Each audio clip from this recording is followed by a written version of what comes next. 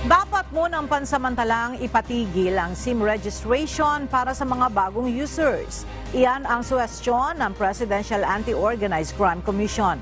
Kasunod ito ng pagkakatuklas na tinatanggap ng system na ginagamit ng mga telecommunication company ang mga fake identities o peking impormasyon at larawan para makapag-register ng SIM.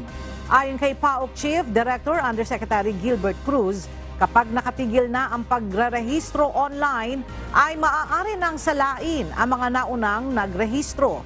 Pwedeng magkaroon ng physical o manual checking ng mga impormasyon ang mga telcos at otoridad para mapigilan at mapanagot ang mga manloloko. Kamakailan lang ay nakakumpiska sila ng isang device na kayang magpadala ng messages sabay-sabay gamit ang 64 SIM cards. Ito anya ang ginagamit ng mga scammers sa panloloko.